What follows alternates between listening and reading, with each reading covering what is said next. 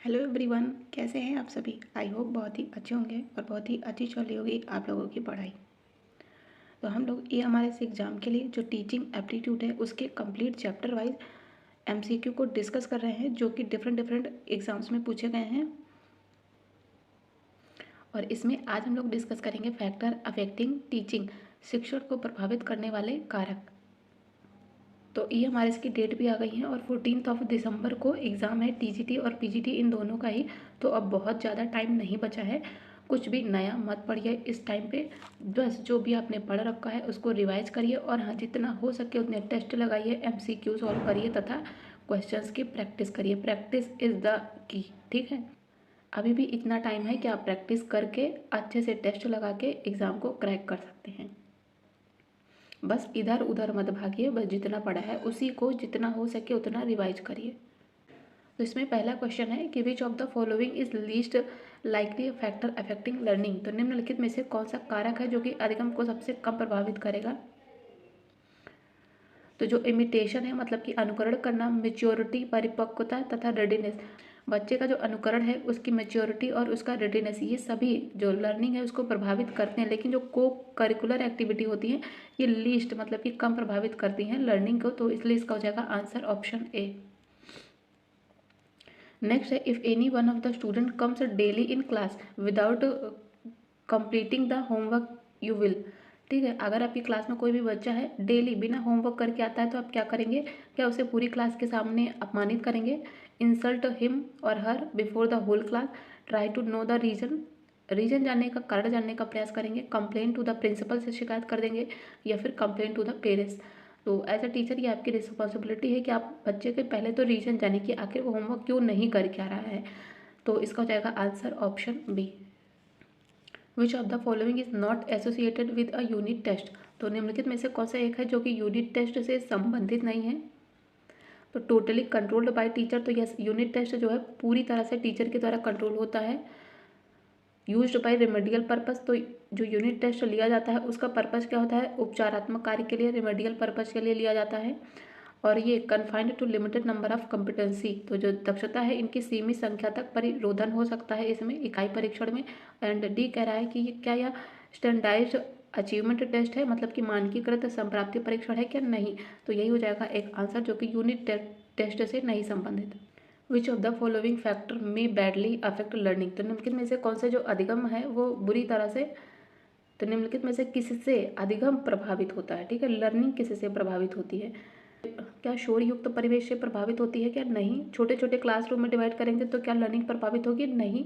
यदि discomfort furniture होगा तो क्या उससे लर्निंग प्रभावित होगी, क्या लग रहा है, लेकिन इससे भी नहीं होगी। सबसे ज़्यादा अगर देखा जाए तो यदि बैड सोशल सर्किल है, यानी कि बच्चे का जो सोशल सर्किल है वो बैड है, वो अच्छा नहीं है, बुरी सामाजिक संगति है, तो उससे सबसे ज़्यादा लर्निंग इफेक्ट होगी। तो इसका हो जाएगा answer option B. What would affect learning in classroom. तो क्लास में अधिगम प्रभावित होगा किससे, तो प्रॉपरली डिजाइन करिकुलम से, तो विधिवत अभिकल्पित पाठ्यचर्या से सबसे ज़्यादा प्रभावित होगा, ठीक है। गुड टाइम टेबल से भी नहीं होगा, गुड प्रिंसिपल से नहीं होगा, एसी क्लासरूम से भी नहीं होगा, ठीक है। याद रखिएगा प्रॉपरली डिजाइंड करिकुलम, करिकुलम बहुत महत्वपूर्ण है। Why present day teacher finds difficulty to sustain interest among children in school. तो वर्तमान परिदृश्य में अध्यापक को स्कूल के बालकों में अभिरुचि, ठीक है, इंटरेस्ट को बनाए रखने में कठिनाई आ रही है, क्यों आ रही है, क्या दोषपूर्ण पाठ्यचर्या है इसीलिए, मतलब कि डिफेक्टिव करिकुलम के कारण, या फिर फ्लिप लर्निंग बाय चाइल्ड के कारण, या फिर क्लास में शिक्षण विधि की अपेक्षा विघटनकारी तत्व अधिक प्रबल हो जाते हैं, या फिर चिल्ड्रन आर अंडर मोटिवेटेड। तो किसके कारण जो बच्चे हैं उनमें इंटरेस्ट नहीं है। तो इसका हो जाएगा reason answer C, the distractive forces outweigh the teaching method in class. तो क्लास में जो है जो शिक्षण विधियां हैं उनकी अपेक्षा जो विघटनकारी तत्व हैं वो अधिक प्रबल होते हैं, ठीक है। While asking a problem question in a school, which of the following can affect the response adversely। तो क्लास में समस्या प्रश्न पूछते समय निम्नलिखित में से क्या उत्तर पर प्रतिकूल प्रभाव डालेगा, ठीक है। प्रतिकूल पूछा है, मतलब कि यहाँ पे प्रतिकूल एक नेगेटिव वर्ड है, पॉजिटिव नहीं है, ठीक है, ये भी ध्यान रखिएगा। तो इसमें जो हो जाएगा answer option B, use of double negative, जब दोहरी नकारात्मकता का प्रयोग होगा तो यही क्या होगा, यही क्लास में प्रतिकूल प्रभाव डालेगा। क्यों प्रतिकूल प्रभाव डालेगा? क्योंकि ये ना ही स्पष्ट उद्देश्य वाले होते हैं और ना ही इनका एक सही उत्तर होता है। इससे क्या होगा, बच्चा भ्रमित हो जाएगा और सही आंसर ही नहीं पहचान पाएगा, जिससे कि वह उत्तर देने में समर्थ नहीं हो पाता और यह उसके अधिगम पर प्रतिकूल प्रभाव डालता है। नेक्स्ट है, the school children are likely to suffer the worst effective educationally from a teacher who. तो कह रहा है कि विद्यालय के एक बच्चा है जो कि एक ऐसे अध्यापक से शैक्षिक रूप से सर्वाधिक प्रभावित होते हैं। कौन से अध्यापक से बच्चे सबसे ज़्यादा प्रभावित होते हैं? वो टीचर जो कि भावनात्मक रूप से अपरिपक्व होते हैं, यानी कि is an emotionally immature person. तो इसका हो जाएगा आंसर ऑप्शन ए। नेक्स्ट है, teaching environment in the school can be adversely affected by. तो विद्यालय में जो शिक्षण वातावरण होता है उस पर किसका प्रतिकूल प्रभाव पड़ता है? अगेन नेगेटिव है। तो क्या फ्रिक्वेंटली पीटीए मीटिंग कराने पर, या फिर अध्यापक को नई शिक्षण विधियां प्रयोग करने की स्वतंत्रता देने पर, या फिर शारीरिक दंड देने पर, या फिर वॉल मैगजीन में लिखने के लिए बालक को अभिप्रेरित करने पर। तो किसका प्रतिकूल प्रभाव पड़ेगा स्कूल में? तो ये हो जाएगा यदि आप प्रैक्टिसिंग करेंगे कॉर्पोरल पनिशमेंट की, यानी कि शारीरिक दंड देने की, तो इसका हो जाएगा आंसर ऑप्शन सी। नेक्स्ट है, which of the following is not one of those important factor which have been identified by a psychologist that influence creativity। तो निम्नलिखित में से कौन उन महत्वपूर्ण कारकों में से एक नहीं है जिन्हें एक मनोवैज्ञानिक द्वारा पहचाना गया है जो रचनात्मकता को प्रभावित करते हैं? तो इनमें से कौन सा एक नहीं है बताना है, ठीक है। तो पहले तो हम बात करते हैं कौन है, जैसे कि कौन कौन से एक महत्वपूर्ण कारक हैं, ठीक है, जो कि रचनात्मकता को प्रभावित करते हैं। तो ये हो जाएगा creative person approach, creative product approach तथा क्रिएटिव प्रोसेस अप्रोच। तो ये तीनों ही क्रिएटिविटी को प्रभावित करेंगे, इन्फ्लुएंस करते हैं। लेकिन जो क्रिएटिव प्रॉब्लम अप्रोच होती है, यानी कि रचनात्मक समस्या दृष्टिकोण होता है, ये क्रिएटिविटी को इन्फ्लुएंस नहीं करता है। तो इसका हो जाएगा आंसर ऑप्शन ए। और क्रिएटिविटी की बात करें तो यह वह होता है जिससे कल्पनाशील और मूल विचार जो होते हैं वो वास्तविकता में चेंज हो जाते हैं, और यह अब सारी मतलब कि डाइवर्जेंट सोच से संबंधित होती है, और यह एक से अधिक दृष्टिकोण के द्वारा समस्याओं को हल करने के लिए जो तरीके हैं उनको संदर्भित करती है। और इसके 4 मुख्य कारक हैं जिन्हें हम रचनात्मकता का 4P कहते हैं। 4P इज मोस्ट इंपॉर्टेंट, ठीक है। First P is person, second one is product, and third one is pressure, and fourth one is process. तो वहाँ पे प्रॉब्लम सॉल्विंग नहीं होगा, ठीक है। नेक्स्ट है, एक बच्चा जो कई भाषाओं को समझ सकता है, सीखने को प्रभावित करने वाले कौन से कारक के महत्व को दर्शाएगा? तो एक बच्चा है जो कि कई भाषा को समझ सकता है, multiple languages. A child who can understand multiple languages, so the importance of which factor influencing learning. तो इसमें जाएगा सोशियो कल्चरल फैक्टर, मतलब कि सामाजिक सांस्कृतिक कारक। इसमें पर्यावरणीय भी नहीं आएगा, एज फैक्टर भी नहीं आएगा, एंड साइकोलॉजिकल तो बिल्कुल भी नहीं आएगा। नेक्स्ट है, in which of the following approaches of the learning and teaching the classroom environment is democratic. तो अधिगम और शिक्षण के निम्नलिखित उपागमों में से किस दृष्टिकोण में क्लास का जो वातावरण है वो लोकतांत्रिक होता है, डेमोक्रेटिक होता है? तो ये होता है लर्नर सेंटर्ड अप्रोच में, एंड कंस्ट्रक्टिव अप्रोच में भी होता है, टीचर सेंटर्ड अप्रोच में नहीं होगा। तो इसका हो जाएगा आंसर 1 और 2, और ये तो मैंने कई बार करा रखा है। नेक्स्ट है, विकास को साकार करने वाले जो पर्यावरणीय कारक है इसमें निम्नलिखित में से किसके अलावा सभी शामिल है? तो जो विकास को साकार करते हैं उनमें कौन आता है? उनमें आती है संस्कृति, जो शिक्षा है क्वालिटी, ठीक है, क्वालिटी एजुकेशन, शिक्षा की गुणवत्ता तथा पोषण की गुणवत्ता शामिल है, उसमें शारीरिक सौष्ठव पर नहीं शामिल है। तो इसका हो जाएगा आंसर ऑप्शन सी। नेक्स्ट है, छोटे बच्चों की अधिगम प्रक्रिया में अभिभावकों को कैसी भूमिका निभानी चाहिए? तो सकारात्मक, मतलब कि पॉजिटिव भूमिका निभानी चाहिए। नेक्स्ट है, all of the following can be done to nurture positive self concept of a child except. तो एक बच्चे की जो सकारात्मक आत्म अवधारणा है उसको पोषित करने के लिए निम्नलिखित सभी किए जा सकते हैं, कौन सा एक नहीं किया जा सकता? तो पहले तो हम बात करेंगे, एक बच्चा है उसकी जो सकारात्मक आत्म अवधारणा है, ठीक है, पॉजिटिव सेल्फ कॉन्सेप्ट है, उसको हमें पोषित करना है। उसके लिए हमें क्या करना चाहिए? उन्हें सफलता के अवसर देने चाहिए, provide them with opportunity for success, yes. Set reasonable rules and enforce them with loving and kindness, yes, दूसरा भी करेक्ट है। एंड थर्ड वन कह रहा है कि बच्चों को दिखाएं कि आपको उनकी अच्छाई और उनकी क्षमताओं में विश्वास है, ये भी बिल्कुल करेक्ट है। So children that you have faith in their goodness and in their abilities. D क्या कह रहा है कि उन्हें बताएं कि जब वे बुरा व्यवहार करते हैं तो वे आलसी तथा शरारती होते हैं क्या? Tell them that they are lazy और naughty when they behave badly, बिल्कुल गलत है इसका ऑप्शन डी। ये जो है बच्चे की जो पॉजिटिव सेल्फ कॉन्सेप्ट है उसको पोषित नहीं करेगा। तो इसलिए इसका हो जाएगा आंसर ऑप्शन डी, क्योंकि हमें बच्चे को कभी डीमोटिवेट नहीं करना है। ठीक है। Which among them is not the factor of child mall treatment, तो कौन सा एक बाल को व्यवहार का कारक नहीं होता है, तो पुस्तकें नहीं होती। ठीक है, याद रखिएगा पुस्तकें नहीं होती, इसमें देखभाल करने वाला भी शामिल है, माता पिता भी शामिल है, सोसाइटी भी शामिल है एक बच्चे के माल ट्रीटमेंट में। याद रखिएगा ये अच्छे से। ठीक है, इसमें कंफ्यूज मत होइएगा, माता पिता भी होते हैं। ठीक है। नेक्स्ट है, क्या संस्कृतियों और समाजों के भीतर बड़े पैमाने के बल हैं जो विचारों, भावनाओं और व्यवहार को प्रभावित करते हैं, तो इसमें हो जाएंगे सामाजिक सांस्कृतिक कारक, मतलब कि सोशियो कल्चरल फैक्टर। नेक्स्ट है, कौन सा विद्यार्थियों को सीखने में कठिनाइयों का एक एग्जाम्पल नहीं है। बताना है कि जो स्टूडेंट है उनके सीखने में कौन सी कठिनाइयों का एक उदाहरण नहीं है। तो यदि हम बात करें पहले तो विद्यार्थियों के सीखने में क्या कठिनाइयाँ हैं, जैसे कि कुछ समय के लिए वो ध्यान नहीं दे पाते हैं, yes.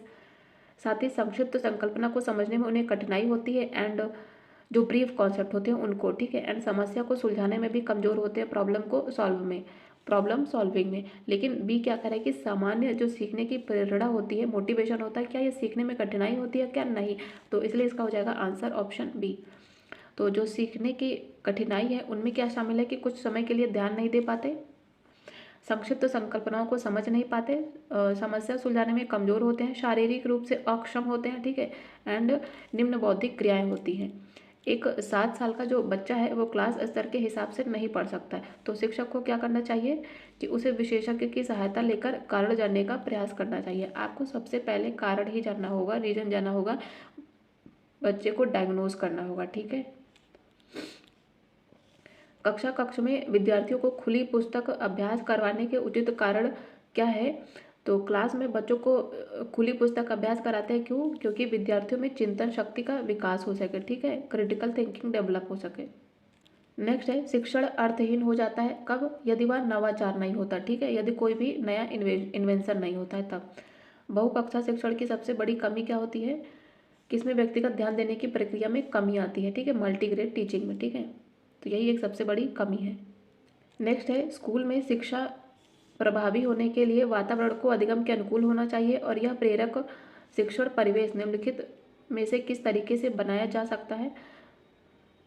For education in school to be effective the environment needs to be conductive to learning, तो this stimulating learning environment can be created in which of the following ways, किस प्रकार से हम क्रिएट कर सकते हैं प्रेरक शिक्षण परिवेश, तो प्रभावी कक्षा का संगठन करके, इफेक्टिव क्लासरूम ऑर्गेनाइजेशन के द्वारा, परस्पर संवादात्मक तथा गुण स्कूल का प्रदर्शन करके, interactive and whole school displays and climate of innovation, यानी कि नवाचार की प्रकृति के द्वारा। तो यस, इसके तीनों ही स्टेटमेंट बिल्कुल करेक्ट है। नेक्स्ट है, निम्नलिखित में से कौन से कारक है जो कि वास्तविक शिक्षण अधिगम प्रक्रियाओं और प्रथाओं को प्रभावित करते हैं। क्या कह रहा है कि विच of the following factors influences the actual teaching learning process and practices,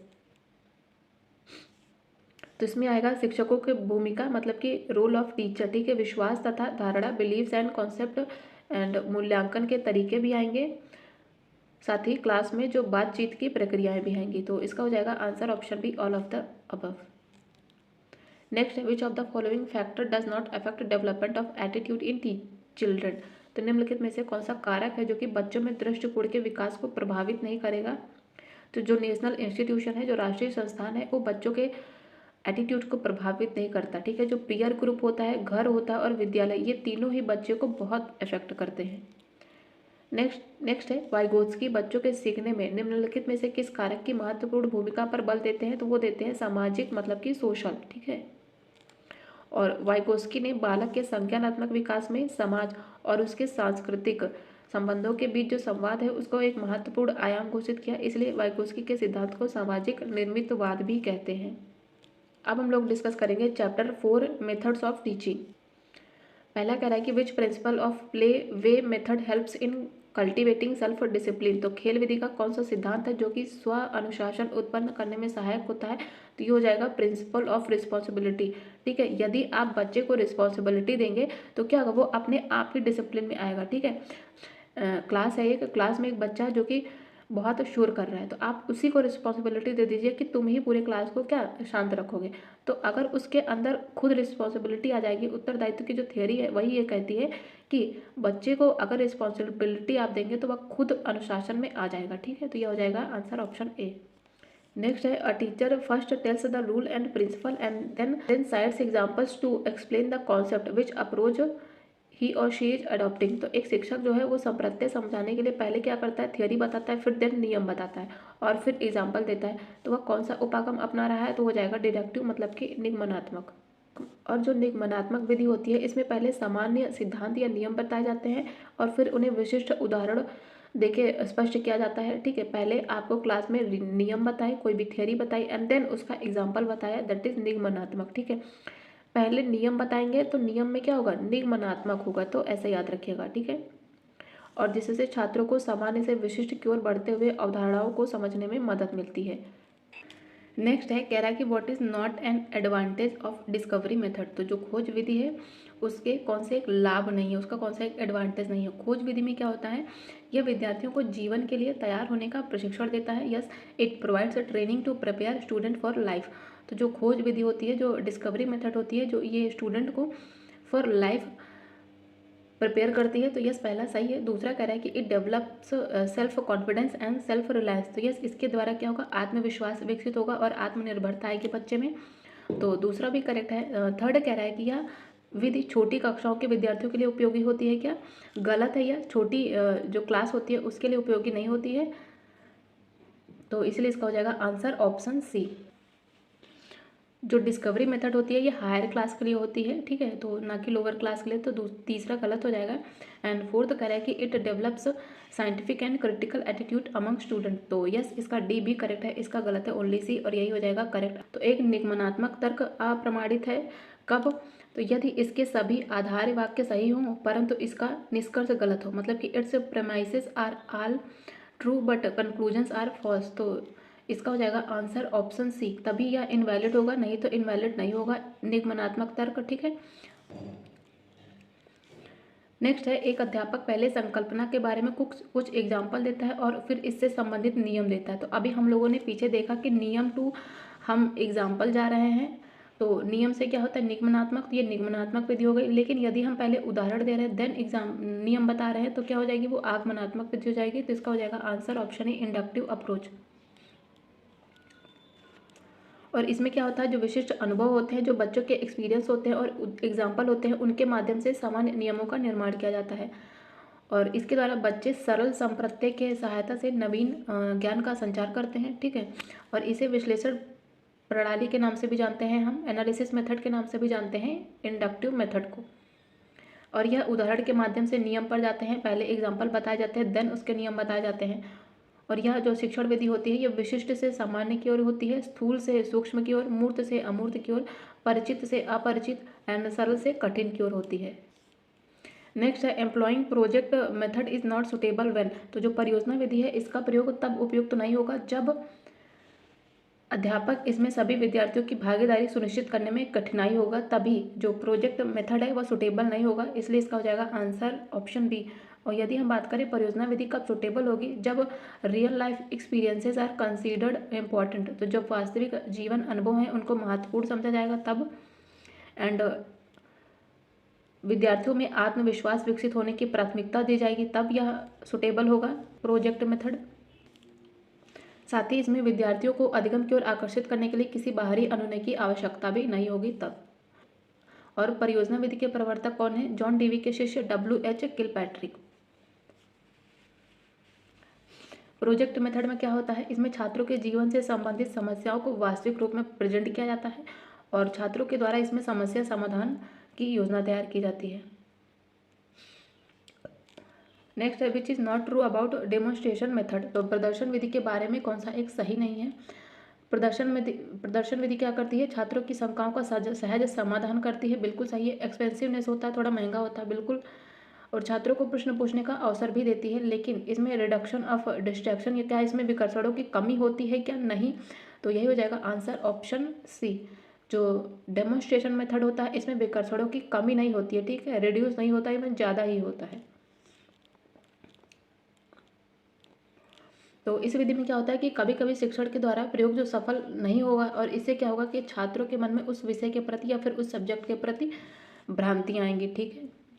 next है teacher first tells the rule and principle and then cite examples to explain the concept. तो उसने कौन सा मेथड अपनाया? तो पहले उसने क्या किया, रूल बताए मतलब नियम बताए, देन एग्जाम्पल बताए। तो नियम से एग्जाम्पल क्या हो जाएगा? निगमनात्मक। Which of the following is the example of student friendly methods. तो निम्नलिखित में से कौन सा छात्र हितैषी विधियों का एग्जाम्पल है? तो इसमें हो जाएगा प्लेवे मेथड तथा प्रॉब्लम सॉल्विंग, ये दोनों ही। Which of the following is not a role of teacher in play way method. तो निम्नलिखित में से कौन सा खेल विधि में अध्यापक की भूमिका नहीं होती है? तो इसमें जो अध्यापक होता है वो क्या करता है? क्रिएट करता है लर्निंग एनवायरनमेंट, बिल्कुल करेक्ट है। Arrange relevant activities from simple to complex. तो जो प्रासंगिक गतिविधियां होती है उनको सरल से जटिल तक व्यवस्थित करता है teacher. And evaluate the students through play way method. तो जो खेल के क्रियाकलाप है इनके माध्यम से छात्रों का मूल्यांकन भी किया जाता है। इसमें सी कह रहा है कि arranging learning activities from simple to complex, तो यही इसका गलत हो जाएगा। ये सिंपल टू कॉम्प्लेक्स नहीं, कॉम्प्लेक्स टू सिंपल अरेंज करता है, तो इसलिए इसका हो जाएगा आंसर ऑप्शन सी। और खेल विधि के जन्मदाता कौन माने जाते हैं? फ्रोबेल। नेक्स्ट है under which condition the demonstration method is not suitable. तो किस स्थिति में प्रदर्शन विधि का प्रयोग करना उपयुक्त तो नहीं होगा? यदि पाठ को एक समस्या के रूप में प्रस्तुत किया जाना हो तब जो डेमोन्स्ट्रेशन मेथड है वह सुटेबल नहीं होगा, मतलब कि lesson is to be introduced as a problem, तब जो डेमोन्स्ट्रेशन मेथड है वो सुटेबल नहीं होती है। तो इसका हो जाएगा आंसर ऑप्शन ए। यदि हम बात करें इसकी प्रदर्शन विधि की, तो इसका प्रयोग करना उपयुक्त तो कब होता है? जब वैयक्तिक प्रयोग के लिए पर्याप्त सामग्री उपलब्ध हो तब, और जब एक्सपेरिमेंट करने में टाइम लगता हो, साथ ही अध्यापक केंद्रित उपागम को यदि प्रयोग किया जाना हो तब हम प्रयोग करते हैं प्रदर्शन विधि का। नेक्स्ट है the constructive method of teaching and learning would empower. तो जो शिक्षण और अधिगम होता है इसकी जो रचनात्मक विधि होती है उससे सबलीकरण होता है किसका? तो वो होता है बालक का। ठीक है। एम्पावर होता है कौन? बालक। नेक्स्ट है बालकों में वैज्ञानिक दृष्टिकोण का प्रादुर्भाव करने के लिए अध्यापक को क्लास में क्या करना चाहिए? कि conduction experiment in class. Next है for teaching geometrical theorem to class 8th students which one of the following method would be must desirable. तो यदि आप क्लास 8th के छात्र को ज्यामितीय प्रमेय पढ़ा रहे हैं तो उसके लिए कौन सी विधि सबसे ज़्यादा वांछनीय होगी? डिजायरेबल होगी। तो ज्यामिति पढ़ाने के लिए हमें प्रयोग करना चाहिए एनालिटिक सिंथेटिक मेथड, और इस विधि का उपयोग करने में परिणाम प्रभावशाली होते हैं क्योंकि जो विश्लेषण विधि है समझने में, संश्लेषण, क्योंकि जो विश्लेषण विधि है यह समझने में, साथ ही संश्लेषण विधि याद करने में सहायक होती है। ठीक है। और ज्योमेट्री में हमें याद भी करना पड़ता है और समझना भी पड़ता है। ठीक है। Which of the method involves reflective thinking, reasoning and results from the achievement of certain abilities, skills and attitude. तो कौन सी विधि में कतिपय योग्यताओं, कौशलों और अभिवृद्धि की प्राप्ति से विमर्शक, चिंतन, तर्क संगति और परिणाम शामिल होंगे? तो ये हो जाएगा प्रॉब्लम सॉल्विंग मेथड में। नेक्स्ट है ऑब्जर्वेशनल लर्निंग में नॉट बी प्रमोटेड बाय।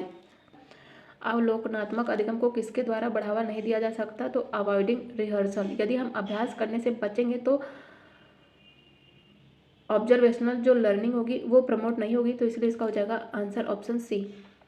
अवलोकनात्मक अधिगम को हम बढ़ावा दे सकते हैं प्रोवाइड रिवार्ड, मतलब कि पुरस्कार प्रदान करके, विद्यार्थियों के साथ ऐसे अधिगम के परिणामों पर चर्चा करके, साथ ही विद्यार्थियों को स्व आकलन हेतु प्रोत्साहित करके। नेक्स्ट है एक अध्यापक छात्रों को प्रकाश संश्लेषण की संकल्पना को पढ़ाना चाह रहा है, यानी कि फोटोसिंथेसिस पढ़ा रहा है। तो जो टीचर है वह यह सुनिश्चित करना चाहता है कि छात्र ने जो पूर्ण अधिगम है वह प्राप्त किया है और इसका सत्यापन किया जा सकता है यदि छात्र क्या कर पा रहे हैं तब। तो यदि छात्र प्रकाश संश्लेषण यानी कि फोटोसिंथेसिस की सामाजिक निहितार्थ का वर्णन कर पाए जो कि बागान की आवश्यकता है, टीचर यह सुनिश्चित करेगा कि छात्रों ने पूर्ण अधिगम प्राप्त किया है, मतलब कि describe the social implications of photosynthesis that is the need of plantation. तो इसका हो जाएगा answer option B, option C. The purpose of classroom observation is. तो कक्ष में प्रेक्षण का प्रयोजन क्या होता है? To improve teaching and learning, अध्यापन और अधिगम में सुधार लाना।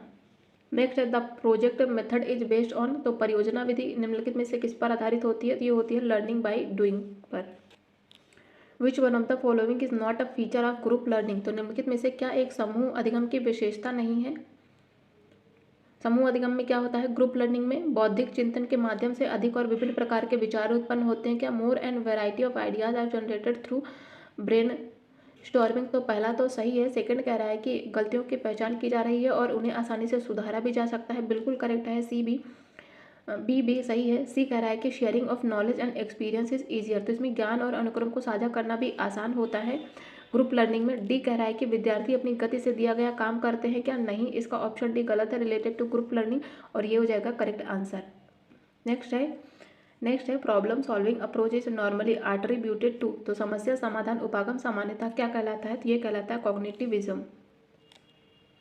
जो समस्या समाधान होता है ये मस्तिष्क की एक संज्ञानात्मक प्रक्रिया होती है जो कि किसी दी गई समस्या का समाधान खोजती है या फिर किसी दिए गए लक्ष्य तक पहुंचने का रास्ता ढूंढती है। विच one of the following could be the best method of learning, तो निम्नलिखित में से क्या अधिगम की सर्वोत्तम विधि हो सकती है, तो हो जाएगी experiential learning. How learning could be enhanced in classroom, तो क्लास में अधिगम का विकास कैसे किया जा सकता है। लेक्चर मेथड तो बोरिंग हो जाएगा बच्चों के लिए, मॉडर्न टूल्स आईसीटी टूल्स का प्रयोग करके, तो इसका हो जाएगा answer option B. While teaching the concept of a circle which one of the following would be the best way to do it, एक वृत्त की अवधारणा को पढ़ाते समय निम्नलिखित में से कौन सा तरीका सर्वोत्तम होगा। तो यदि आप सर्कल पढ़ा रहे हैं, ठीक है, मैथ्स में सर्कल टॉपिक पढ़ा रहे हैं, तो आप कौन से मेथड का यूज करेंगे, तो present pictures of circle of various size, तो यस आप विभिन्न प्रकार के जो वृत्त हैं उनका चित्र प्रदर्शित करेंगे, तो इसका हो जाएगा आंसर ऑप्शन डी। नेक्स्ट है विच one of the following is not a characteristics of discovery method, तो निम्नलिखित में से क्या खोज या फिर अन्वेषण विधि की एक विशेषता नहीं होती। इसमें क्या होता है, each child is made to feel responsible for finding out something for herself or himself, तो इसमें प्रत्येक बालक को अपने लिए कुछ खोजने हेतु जिम्मेदार महसूस कराया जाता है, ये तो करेक्ट है। दूसरा कह रहा है कि as many questions as possible should be allowed to arise from children's own observations, तो बालक के स्वयं के अवलोकन से यथासंभव अधिक से अधिक प्रश्न उत्पन्न करने की अनुमति भी दी जाती है, तो ये भी खोज विधि की एक विशेषता है। सी कह रहा है कि जो छात्र है वो अध्यापक से मार्गदर्शन की मांग नहीं कर सकते हैं क्या खोज विधि में, तो ये गलत है और यही हो जाएगा करेक्ट आंसर। डी कह रहा है कि प्रत्येक बालक विभिन्न स्रोतों से समस्या के बारे में जानकारी प्राप्त करने का प्रयत्न करता है, बिल्कुल करेक्ट है डी, इसका गलत है ओनली सी। इसमें बताना है कि out of these which statement is true about individualised learning, तो वैयक्तिक अधिगम के बारे में कौन सा सही स्टेटमेंट है, तो वैयक्तिक अधिगम के बारे में कौन सा सही है ये बताना है। पहला स्टेटमेंट कह रहा है कि स्टूडेंट डज असाइनमेंट इन हर और हिज ओन पेस, तो यदि विद्यार्थी अपनी गति से दिया गया कार्य कर रहे हैं तो क्या यह वैयक्तिक अधिगम के अंतर्गत आएगा, या फिर विद्यार्थी अधिगम के अनुदेशों का सावधानीपूर्वक पालन कर रहे हैं तो क्या यह वैयक्तिक अधिगम के अंतर्गत आएगा। एमसी कह रहा है कि विद्यार्थी अपने विचार दूसरों के साथ साझा करते हैं तो क्या यह इंडिविजुअलाइज्ड लर्निंग होगी, या फिर विद्यार्थी व्यापक शैक्षणिक उद्देश्य प्राप्त करते हैं तो क्या यह वैयक्तिक अधिगम होगा। तो इसमें हो जाएगा answer option B, student follows the instruction of teacher carefully, तो जो विद्यार्थी होते हैं वो अध्यापक के अनुदेशों का सावधानीपूर्वक पालन करते हैं, तो ये हो जाएगी वैयक्तिक अधिगम, तो इसका हो जाएगा आंसर ऑप्शन बी। ए कह रहा है कि विद्यार्थी अपनी गति से दिया गया कार्य कर रहे हैं अपनी गति से, तो इसे वैयक्तिक मत मान लीजिएगा, ठीक है, ए से कन्फ्यूज मत होइएगा, इसका हो जाएगा आंसर ऑप्शन बी। नेक्स्ट है कोई अधिगम करता सूचना के आधारित निर्मात्री तत्व मतलब कि बिल्डिंग ब्लॉक के माध्यम से ज्ञान में अभिवृद्धि करता है, तो इसे क्या कहेंगे। The learner develops knowledge by building blocks of information could be attributed, तो इसे बोलेंगे कंस्ट्रक्टिविज्म मतलब कि रचनावाद। What is significance of study tour in school education, तो स्कूली शिक्षा में अध्ययन दौरे की सार्थकता क्या होती है, तो इसमें सहभागितात्मक अभिवृत्ति को बढ़ावा मिलता है, यानी कि प्रमोट्स कोलैबोरेटिव एटीट्यूड, तो इसका हो जाएगा आंसर ऑप्शन बी। नेक्स्ट है कोई विद्यार्थी विभिन्न प्रकार के वृक्षों का अवलोकन करने के लिए जंगल में जाता है, तो ये निम्नलिखित में से किसका श्रेष्ठ उदाहरण है, तो ये हो जाएगा एक्सपीरियंशियल लर्निंग का। नेक्स्ट है how can school head impart behaviouristic method in learning, तो अधिगम में विद्यालय के प्रधानाध्यापक की व्यवहारवादी विधि किस रूप में प्रयुक्त हो सकती है, तो हो जाएगी self exploration. The classroom teacher resort the following to adopt constructivism, तो वर्ग शिक्षक प्रश्नवाद को अंगीकार करने के लिए निम्नलिखित में से किसका आश्रय लेता है, तो वो हो जाएगा self directed guest for content, विषय वस्तु की स्वनियोजित खोज का। नेक्स्ट है सहभागी भावना से लक्ष्य निर्धारित करने के लिए कारण के रूप में किस पर विचार नहीं किया जाता है, तो उस पर हम सहमति प्राप्त करने पर विचार करते हैं, विरक्ति उत्पन्न करने पर विचार करते हैं, जो सही क्रिया होती है उनके व्यक्त करने पर विचार करते हैं, लेकिन सामूहिक चेतना के तैयार करने पर विचार नहीं करते, तो इसलिए इसका हो जाएगा आंसर ऑप्शन डी। नेक्स्ट है विद्यार्थियों में वैज्ञानिक दृष्टिकोण विकसित करने के लक्ष्य को निम्नलिखित में से किस माध्यम से हम प्राप्त कर सकते हैं। Developing scientific attitude among students can be best accomplished through, किसके द्वारा वैज्ञानिक दृष्टिकोण हम विकसित कर सकते हैं बच्चों में। तो तथ्यों की जांच तथा सत्यापन के पश्चात ही इन्हें स्वीकार करने के बाद, accepting fact only after examining and verifying, तो इसका हो जाएगा आंसर ऑप्शन सी। नेक्स्ट है विद्यार्थियों में गृह कार्य के प्रति इंटरेस्ट उत्पन्न करने के लिए क्या करना चाहिए। जो गृह कार्य है, जो होमवर्क्स है, उनको बुक से ही देने चाहिए, ठीक है। नेक्स्ट है वैज्ञानिक अवधारणाओं मतलब कि साइंटिफिक कॉन्सेप्ट को बढ़ाने की कौन सी एक विधि सबसे कम प्रभावी होगी। तो ये एक बड़े अध्यापन कक्ष में यदि आप व्याख्यान देंगे, यानी कि लेक्चर्स के द्वारा हम साइंटिफिक कॉन्सेप्ट को नहीं डेवलप कर सकते बच्चों में, तो इसीलिए इसका हो जाएगा आंसर ऑप्शन ए। यदि आप स्टूडेंट्स में साइंटिफिक कॉन्सेप्ट बिल्ड करना है तो आपको एक छोटे समूह को वैज्ञानिक नियमों का दर्शन देना पड़ेगा। विद्यार्थियों के द्वारा किए गए प्रयोगशालीय प्रयोग के द्वारा और वैज्ञानिक परियोजनाएं करके। नेक्स्ट है इस उपागम का उपयोग सामाजिक विज्ञान विशेषकर इतिहास पढ़ाने में किया जाता है और यह एक कालानुक्रमिकी ढांचा भी प्रदान करता है जिसके भीतर घटनाओं तथा उद्घटनाओं को दर्ज किया जा सकता है। तो वह कौन सा दृष्टिकोण है, तो वो हो जाएगा कालानुक्रमिक उपागम, कालानुक्रमिक अप्रोच।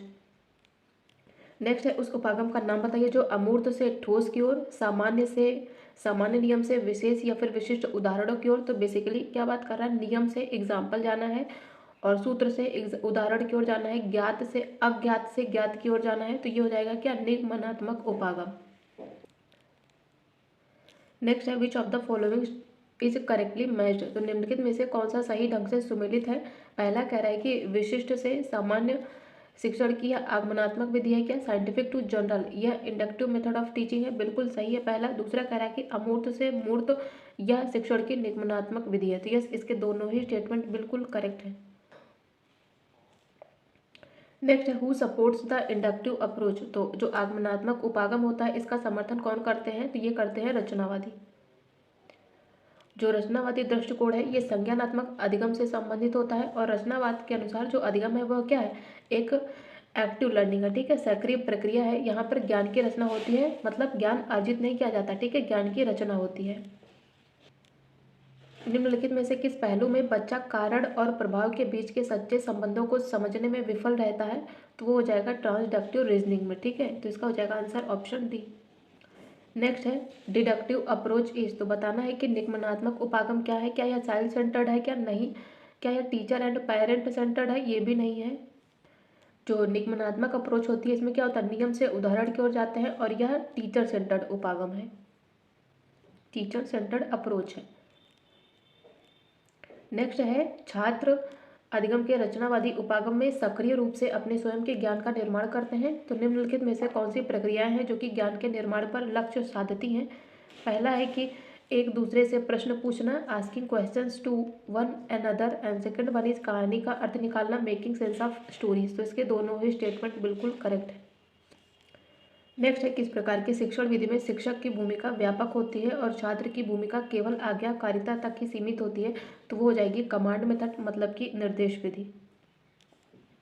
नेक्स्ट है शिक्षण की मानसिक पद्धति में आमतौर पर शामिल होता है क्या, mental method of teaching generally includes, तो इसमें होता है इंडक्टिव रीजनिंग, ठीक है। निम्नलिखित में से कौन सा आप अपनी क्लास में समवयस्क मतलब कि जो पीयर लर्निंग है उसके लिए अनुशंसित होंगे, तो हो जाएगा पीयर लर्निंग करानी है तो वो हो जाएगा रोल प्ले मतलब कि नाटक के द्वारा। और यदि हम बात करें नाटक की, रोल प्ले की, तो इससे 3 उद्देश्यों की प्राप्ति होगी। पहले तो शैक्षिक उपलब्धि और दूसरा विभिन्नता की स्वीकृति होगी, ठीक है, डाइवर्सिटी जो होगी उसका एक्सेप्टेंस होगा, साथ ही जो सोशल स्किल है उसका डेवलपमेंट होगा। निम्न कक्षाओं में शिक्षण की खेल विधि पद्धति किस पर आधारित है, तो हो जाएगी विकास के मनोवैज्ञानिक सिद्धांत पर। नेक्स्ट है उच्च प्राथमिक स्तर पर बीजगणित मतलब कि अलजेब्रा की सबसे उपयुक्त शिक्षण विधि कौन सी है, तो हो जाएगी आगमनात्मक विधि। नेक्स्ट है योजना पद्धति मतलब कि प्रोजेक्ट मेथड से यदि आप विज्ञान पढ़ा रहे हैं तो उनमें से प्रमुख कौन सी कमियां हैं, तो यह विद्यार्थियों को अतिरिक्त मानसिक और दैहिक काम करना पड़ता है। प्रोजेक्ट मेथड से यदि आप साइंस पढ़ाएंगे तो यही एक प्रमुख कमी है इसकी, तो इसका हो जाएगा आंसर ऑप्शन बी। नेक्स्ट है समस्या समाधान विधि के जन्मदाता को तो हो जाएंगे सुकरात तथा सेंट थॉमस, लेकिन जो जॉन डीवी हैं उनको इसका आधुनिक जनक माना जाता है। ठीक है, आधुनिक पूछे तो इसमें जॉन डीवी लगाइएगा। नेक्स्ट है शिक्षण विधि जो कि उच्च प्राथमिक कक्षाओं में विज्ञान पढ़ाने के लिए उपयोगी नहीं है, तो हो जाएगी व्याख्यान मतलब कि लेक्चर मेथड। तो यदि आप उच्च प्राथमिक क्लास में साइंस पढ़ा रहे हैं तो उसके लिए आपको करना पड़ेगा प्रदर्शन विधि का प्रयोग, क्रिया आधारित विधि तथा आगमन विधि का प्रयोग। नेक्स्ट है छात्रों को शैक्षिक भ्रमण के लिए ले जाते हैं, तो क्यों ले जाते हैं, क्योंकि इससे छात्र ज्ञान प्राप्त कर सकते हैं इसीलिए। नेक्स्ट है एक अध्यापिका ने क्षेत्र मिति पढ़ाना प्रारंभ करते समय सबसे पहले सभी सूत्र श्यामपट्ट पर लिख दिए और इससे पता लगता है कि वह अनुसरण कर रही है कौन से मेथड का, तो हो जाएगा निगमन उपागम का। तो जो निगमनात्मक विधि होती है इसमें सामान्य से विशिष्ट की ओर और स्थूल से और सूक्ष्म से स्थूल की ओर शिक्षण सूत्रों का प्रयोग करते हैं। इसमें क्या होता है, पहले नियम बताए जाते हैं और फिर उदाहरण का प्रयोग किया जाता है और यह हायर क्लासेस में प्रयोग की जाती है। आगमन विधि में प्रयुक्त होने वाला शिक्षण सूत्र क्या हो जाएगा, तो ज्ञात से अज्ञात की ओर। नेक्स्ट है सामाजिक अध्ययन विषय की एक अध्यापिका कक्षा 8 के विद्यार्थियों को मतदान प्रक्रिया के बारे में पढ़ाना चाहती है, तो सबसे उपयुक्त विधि जिसका प्रयोग किया जाना चाहिए तो वो हो जाएगी परियोजना विधि। नेक्स्ट है प्राथमिक स्तर पर इतिहास पढ़ाने की सबसे महत्वपूर्ण व प्रभावी शिक्षण विधि कौन सी है, तो हो जाएगी कहानी कथन विधि। एक अध्यापिका क्लास में रामायण पढ़ाना चाहती है तो उसके द्वारा अपनाई जाने वाली विधि कौन सी होगी, तो हो जाएगी कहानी विधि। नेक्स्ट है एक अध्यापक को क्लास 7th की में पुष्प की संरचना मतलब कि स्ट्रक्चर ऑफ फ्लावर पढ़ाना है, तो सबसे उपयुक्त विधि जो कि एक विज्ञान के अध्यापक को इस प्रकरण को पढ़ाने के लिए अपनानी चाहिए, तो उसे करना चाहिए प्रदर्शन विधि, डेमोन्स्ट्रेशन मेथड। नेक्स्ट है चैप्टर है गति का नियम। ठीक है, ये पढ़ाने के लिए सबसे उपयुक्त मेथड क्या होगा, हो जाएगी आगमनात्मक विधि। इसमें क्या होता है, पहले उदाहरण बताए जाते हैं फिर नियम बताए जाते हैं। नेक्स्ट है विशिष्ट से सामान्य की ओर किस विधि में पढ़ाते हैं, तो हो जाएगी आगमनात्मक विधि में। तो आगमनात्मक विधि में एक याद कर लीजिए आप, निगमनात्मक या आगमनात्मक। ठीक है, और उसी का दूसरा अपोजिट हो जाएगा। जैसे यदि हम आगमनात्मक विधि की बात करें तो इसमें क्या होता है, विशिष्ट से सामान्य की ओर होती है, मूर्त से अमूर्त होती है, प्रत्यक्ष से अप्रत्यक्ष होती है। ठीक है, और ये क्या होती है, उदाहरण से नियम बताए जाते हैं। अनुमानी शिक्षण विधि के लिए कौन सा एक सही नहीं है, तो इसमें स्व अनुभव के द्वारा सीखना होता है, बिल्कुल। यह समस्या समाधान शामिल करता है, ये भी सही है। इसमें विद्यार्थी संपूर्ण पठन क्रिया के दौरान सक्रिय भी होते हैं। बी क्या कह रहा है कि शिक्षा के प्राथमिक स्तर पर उपयोगी है, क्या गलत है, और यही हो जाएगा इसका करेक्ट आंसर। ये हायर एजुकेशन के लिए है, उच्च शिक्षा के लिए। व्याख्यान विधि के कुछ अवगुण होते हैं जिनको हम किसके द्वारा दूर कर सकते हैं, क्या व्याख्यान की अवधि बढ़ाकर दूर कर सकते हैं, क्या नहीं। विषय को संगठित तरीके से प्रस्तुत करके, श्रव्य दृश्य उपादान का प्रयोग करके और विद्यार्थी अनुशासन सुनिश्चित करके हम जो लेक्चर मेथड है उसके कुछ अवगुणों को दूर कर सकते हैं। नेक्स्ट है कौन सी प्रणाली के उपयोग से सफल शिक्षण तरीके विकसित हुए हैं, तो वो हो जाएगी वैज्ञानिक प्रणाली के उपयोग से। नेक्स्ट है योजना विधि का पहला पद क्या है, तो हो जाएगा उसमें सबसे पहले हम क्या करते हैं, उद्देश्यों का निर्धारण करते हैं। नेक्स्ट है शिक्षा की डॉल्टन प्रणाली किसके द्वारा विकसित की गई थी, तो हो जाएंगे हेलन पार्कहर्स्ट। नेक्स्ट है व्याख्यान विधि का एक लाभ है, क्या लाभ है कि यह एक लघु अवधि में तथ्यात्मक सूचना का बड़ा भाग प्रकट करता है। व्याख्यान विधि मतलब कि लेक्चर मेथड। नेक्स्ट है किंडरगार्टन स्कूल सबसे पहले कहाँ स्थापित किया गया था, तो ये किया गया था जर्मनी में। और किंडरगार्टन में क्या होता है कि बच्चों में को रचनात्मक खेल और सामाजिक बातचीत के माध्यम से ज्ञान दिया जाता है और उनमें जो बुनियादी कौशल है उनका भी विकास किया जाता है। नेक्स्ट है एक कक्ष में विद्यार्थियों को कुछ नहीं बताया जाता और उन्हें सावधानीपूर्वक जो बनाए गए प्रश्न हैं उन्हीं के माध्यम से हल तक पहुंचाया जाता है, तो वे पास में उपलब्ध पुस्तकों और अन्य सामग्री प्रयोग में ला सकते हैं। ठीक है, तो प्रयोग में लाई गई यह शिक्षण विधि कौन सी है, तो ये हो जाएगी ह्यूरिस्टिक मेथड। नेक्स्ट है व्याख्यान विधि किस स्थिति में सर्वाधिक उपयोग होगी। नेक्स्ट है व्याख्यान विधि किस स्थिति में सर्वाधिक उपयुक्त होगी, तो अभिरुचि के विकास तथा पाठ्य सामग्री के संपूरक के रूप में सबसे ज़्यादा उपयुक्त होगी, तो इसका हो जाएगा आंसर ऑप्शन ए। नेक्स्ट है कौन सी एक ऐसी तकनीक है जिसमें जिज्ञासा और रचनात्मकता शामिल होती है, तो हो जाएगी रोल प्ले। नेक्स्ट है दो स्टेटमेंट दिए हैं। पहला स्टेटमेंट कह रहा है कि विश्लेषण विधि में क्या होता है, हम ज्ञात अज्ञात से ज्ञात की ओर जाते हैं, क्या एनालिसिस में, बिल्कुल सही है। सिंथेसिस में क्या होता है, हम ज्ञात से अज्ञात की ओर जाते हैं। तो यस, इसके दोनों ही स्टेटमेंट करेक्ट है। तो इसमें से भी किसी एक को याद कर लीजिएगा, दूसरा ऑटोमेटिक याद रहेगा क्योंकि ये दोनों एक दूसरे के अपोजिट है। निम्न में से किसे अनुमानी पद्धति भी कहते हैं, तो ये हो जाएगी समस्या निवारण विधि, मतलब कि प्रॉब्लम सॉल्विंग मेथड। और ह्यूरिस्टिक विधि को ही हम क्या कहते हैं, अनुसंधान विधि या फिर स्वयं ज्ञान विधि के नाम से जानते हैं। और जो ह्यूरिस्टिक है या फिर खोज विधि है, इसका प्रतिपादन किया गया था H.E. आर्मस्ट्रॉन्ग के द्वारा। नेक्स्ट है शिक्षण की प्लेवे विधि के निम्नलिखित में से कौन से एक सिद्धांत है। इसमें इच्छा की पूर्ति का सिद्धांत शामिल है, जन्मजात समता का खुलासा करने का सिद्धांत शामिल है, प्राकृतिक प्रवृत्ति का सिद्धांत है, साथ ही इसमें जिम्मेदारी का भी सिद्धांत है, जिसके चारों ही ऑप्शन बिल्कुल करेक्ट है। नेक्स्ट है शिक्षण की किस विधि में विद्यार्थी को खोजकर्ता या फिर आविष्कारक के स्थान पर रखा जाता है, तो ये हो जाएगी ह्यूरिस्टिक मेथड। नेक्स्ट है परियोजना विधि किस अमेरिकी शिक्षा विधि के विचार पर आधारित है, तो वो हो जाएंगे जॉन डीवी के। नेक्स्ट है खोज के द्वारा अधिगम विधि निम्नलिखित में से किस सिद्धांत पर आधारित है, तो ये प्रिंसिपल ऑफ एक्टिविटी पर, प्रिंसिपल ऑफ लॉजिकल थिंकिंग मतलब कि तर्कपूर्ण चिंतन पर, और प्रिंसिपल ऑफ पर्पजफुल उद्देश्यपूर्ण अनुभव के सिद्धांत पर आधारित है, साथ ही principle of discovering for alternatives पर आधारित है। तो इसके चारों ही ऑप्शन बिल्कुल करेक्ट है। नेक्स्ट है किसने ह्यूरिस्टिक पद्धति को शिक्षण की एक विधि के रूप में परिभाषित किया, जिसमें जो छात्र है उसको खोजकर्ता के रूप में देखा जाना शामिल है, तो हो जाएंगे हेनरी एडवर्ड आर्मस्ट्रॉन्ग। नेक्स्ट है निम्नलिखित में से अंगूठे के मानसिक नियम कौन से हैं जो हमें निर्णय लेने की अनुमति देते हैं और एक तेज और कुशल तरीके से निर्णय लिए जा सकते हैं। Which of the following are mental rules of thumbs that permit us to make decisions and judgments in a rapid and efficient manner, तो ये हो जाएगी ह्यूरिस्टिक विधि।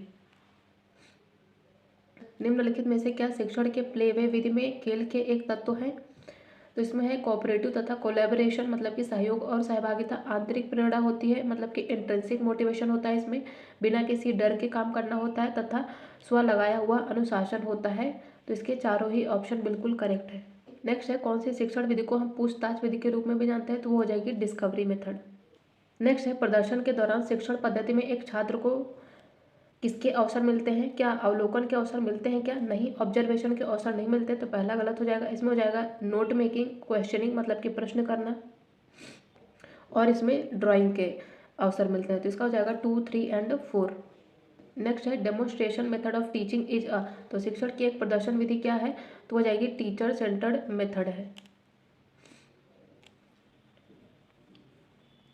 निम्नलिखित में से किस पद्धति में हम क्या दिया गया है और यहाँ से क्या आवश्यक है, इसके लिए आगे बढ़ते हैं।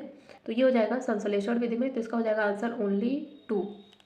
तो जो संश्लेषण है मतलब कि सिंथेटिक है, इसमें क्या होता है कि हम यह साबित करने के लिए आगे बढ़ते हैं कि क्या आवश्यक है, और इस विधि में ज्ञात से अज्ञात की ओर शिक्षण सूत्र का प्रयोग किया जाता है। और संश्लेषण का अर्थ क्या है कि अलग अलग जो भाग है उनको जोड़कर किसी एक निष्कर्ष पर पहुंचना। ठीक है, इसमें क्या होता है विद्यार्थी प्रदत्त सामग्री के आधार पर उस ओर बढ़ता है जो सिद्ध करना होता है। नेक्स्ट है शिक्षण पद्धति की प्रक्रिया की समस्या समाधान पद्धति में शामिल निम्न कदम क्या है, तो इसमें समस्या का विश्लेषण करना शामिल है, स्पष्ट रूप से विभिन्न अवधारणाओं के बीच संबंधों को बताते हुए आगे बढ़ना शामिल है, और परीक्षण की परिकल्पना शामिल है। तो इसका हो जाएगा आंसर ऑप्शन बी। नेक्स्ट है ब्रेन स्टॉर्मिंग की तकनीकी किसने विकसित की थी, तो ये हो जाएंगे एलेक्स ओसबोर्न ने। नेक्स्ट है which of the following are the advantages of demonstration method of teaching, तो निम्नलिखित में से कौन से शिक्षण के प्रदर्शन विधि के लाभ हैं। पहला कह रहा है कि यह सीखने को प्रोत्साहित करता है और यह छात्रों को रुचि बनाए रखने का भी प्रयास कर सकता है, तो यह इसका पहला सही है। दूसरा कह रहा है कि यह व्याकुलता को कम करता है और छात्रों के बीच निरंतर ध्यान को बढ़ावा देता है और उपयोगी शिक्षा के लिए भी मार्ग प्रशस्त करता है, तो यह इसका दूसरा भी करेक्ट है। थर्ड कह रहा है कि प्रदर्शन के दौरान शिक्षक के द्वारा छात्रों की शंकाओं का समाधान भी किया जाता है इसमें, तो यस इसके तीनों ही स्टेटमेंट बिल्कुल करेक्ट है। नेक्स्ट है किस विधि को प्रमाण की खोज का साधन माना जाता है, तो ये हो जाएगी एनालिटिक मतलब कि विश्लेषणात्मक विधि। निम्नलिखित में से कौन सी शिक्षण और अधिगम की एक प्रभावी विधि की विशेषताएं हैं, तो इसमें हो जाएगा छात्रों की मानसिक क्षमता और जरूरतों से यह मेल खाता है। दूसरा है कि बच्चों की आलोचनात्मक सोच को विकसित करता है, और तीसरा बच्चों में जीवन कौशल के विकास की गुंजाइश प्रदान करता है। तो इसके तीनों ही स्टेटमेंट बिल्कुल करेक्ट है। नेक्स्ट है निम्नलिखित में से कौन सी विधि है जो कि समस्या का प्रमाण देती है, तो ये हो जाएगी संश्लेषणात्मक विधि। ठीक है, और इसमें जो शिक्षण सूत्र होता है वो क्या होता है, वो ज्ञात से अज्ञात की ओर होता है। नेक्स्ट है शिक्षण की किस विधि को ह्यूरिस्टिक विधि के रूप में भी जानते हैं, तो ये हो जाएगी डिस्कवरी मेथड। नेक्स्ट है प्रदर्शन विधि के संदर्भ में निम्नलिखित में से कौन सा एक सही है। पहला कह रहा है कि योजना बनाना, इसमें क्या शामिल है कि छात्रों को प्रयोग को ध्यान से देखने और प्रदर्शन के बाद नई अवधारणाओं को स्वीकार करने में रुचि पैदा करने के लिए प्रेरित करना होता है क्या, इसमें नहीं, इसका पहला गलत है। दूसरा कह रहा है कि डेमोन्स्ट्रेशन मतलब कि प्रदर्शन, इसमें प्रदर्शन के दौरान छात्र की जिज्ञासा को जीवित रखना होता है, ठीक है, तो इसका दूसरा सही है, पहला गलत है। नेक्स्ट है शिक्षण की कौन सी विधि अधिगम उद्देश्य को प्राप्त करने के लिए सबसे उपयुक्त तरीका ढूंढने के बारे में है, तो ये हो जाएगी प्रॉब्लम सॉल्विंग मेथड। नेक्स्ट है व्याख्यान विधि का किस प्रकार सफलतापूर्वक उपयोग किया जा सकता है, तो उन्हें तथ्यात्मक जानकारी प्रदान करने में मतलब कि प्रोवाइडिंग फैक्चुअल इन्फॉर्मेशन में उपयोग कर सकते हैं, उच्च कक्षाओं में विशिष्ट प्रसंगों का संक्षिप्तीकरण तथा पुनरावृत्ति में प्रयोग कर सकते हैं, और सैद्धांतिक चीज़ों की व्याख्या करने में जिसे प्रदर्शित नहीं किया जा सकता, इसमें भी हम प्रयोग करते हैं लेक्चर मेथड का। तो यस, इसके तीनों ही स्टेटमेंट बिल्कुल करेक्ट है। नेक्स्ट है कौन सा एक प्रकार का शिक्षण है जो कि छात्रों को एक सामान्य अवधारणा को पेश करने के लिए डिजाइन की गई समस्याओं को हल करने या फिर प्रश्नों की एक श्रृंखला का जवाब देने के द्वारा अपनी अधिगम की प्रक्रिया में अधिक सक्रिय भूमिका निभाने के लिए प्रोत्साहित करता है, तो ये हो जाएगी इंक्वायरी अप्रोच। नेक्स्ट है निम्नलिखित में से क्या व्याख्यान विधि की विशेषताएं हैं, बताना है कैरेक्टरिस्टिक्स ऑफ लेक्चर मेथड। पहला कह रहा है कि अध्यापक संपूर्ण पीरियड में एक विषय वस्तु पर व्याख्यान या फिर निर्देश देते हैं क्या, यह पहला सही है। दूसरा कह रहा है कि पाठ्य वस्तु को संपूर्ण रूप से प्रस्तुत किया जाता है तथा विद्यार्थी सुनकर तथा याद रखने के माध्यम से सीखते हैं, तो यस, इसके दोनों ही स्टेटमेंट बिल्कुल करेक्ट है related to lecture method.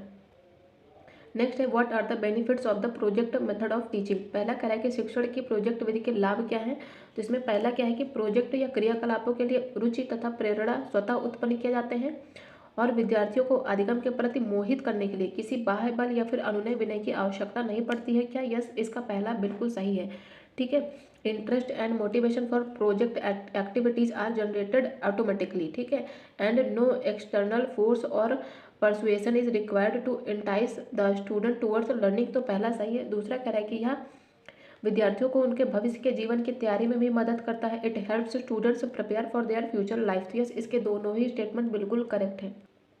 Next है ब्रेन स्टॉर्मिंग तकनीकी के अनुसार निम्नलिखित में से कौन सा एक प्रत्ययन अवस्था मतलब कि सफ्यूजन स्टेट के 4 जो सिद्धांत हैं 4 प्रिंसिपल में से कौन सा एक नहीं है। पहले तो इनमें क्या शामिल है कि लिफ्ट लेने मतलब कि हिचकिंग इज अलाउड होती है, इसमें बिल्कुल सही है। साथ ही इसमें क्रिटिसिज्म इज अवॉइड किया जाता है मतलब कि आलोचना से भी बचा जाता है, और मुक्त रूप से विहल होने पर बल दिया जाता है, ठीक है, तो इसका डी भी सही है, इसका गलत है ओनली बी, यह क्रिएटिव सिचुएशन डेवलप नहीं करता है, और यही हो जाएगा आंसर इसका। तो ब्रेन स्टॉर्मिंग के 4 प्रिंसिपल कौन कौन से हैं, इसमें आलोचना नहीं होती है, फ्री वेलिंग स्वागत योग्य होता है, अधिक मात्रा की मांग करता है तथा संयोजन और सुधार की मांग की जाती है। नेक्स्ट है परियोजना पद्धति की किस अवस्था में परियोजना के लिए स्रोतों और उपकरणों की पहचान दर्ज की जाती है, तो ये हो जाएगी एक्टिविटी स्टेज में।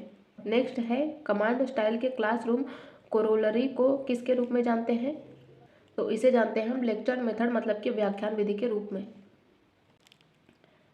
नेक्स्ट है निम्नलिखित में से कौन सी कार्य शिक्षा संबंधी गतिविधियों के लिए सीखने की एक पद्धति है, which of the following is a teaching learning method related to work education, तो ये हो जाएगी अवलोकन विधि मतलब कि observation method and demonstration method, ये दोनों ही, तो इसका हो जाएगा आंसर ऑप्शन सी। नेक्स्ट है मॉडल बनाना और अवलोकन करना, कागज मोड़ना, कागज को काटना, ज्यामिति में निर्माण कार्य गणित के शिक्षण में उपयोग की जाने वाली किस पद्धति के उदाहरण है, तो ये सभी है प्रयोगशाला विधि के एग्जाम्पल। कौन सी विधि लिखित और मौखिक पाठ के अनुवाद के विरुद्ध है और क्रिया प्रदर्शन या वास्तविक वस्तुओं के माध्यम से शब्दों के अर्थ बताने पर केंद्रित है, तो ये हो जाएगी डायरेक्ट मेथड मतलब कि प्रत्यक्ष विधि। Which method of teaching can bring a positive change in the boring class session, तो शिक्षण की कौन सी विधि कक्षाओं के जो उबाऊ सेशन होते हैं उनमें सकारात्मक परिवर्तन लाती है, तो ये हो जाएगी टूर मेथड। नेक्स्ट है arrange the given steps involve in the demonstration method of teaching in the correct order and select the correct combination. तो शिक्षण की जो प्रदर्शन पद्धति होती है इसमें शामिल दिए गए जो स्टेजेस हैं उनको सही क्रम में लगाना है, बताना है इसमें कौन पहले आएगा एंड कौन लास्ट में। तो इसमें सबसे पहले क्या होगा, प्लानिंग होगा, मतलब कि योजना होगी। तो इसमें सबसे पहले आएगा क्या, डी।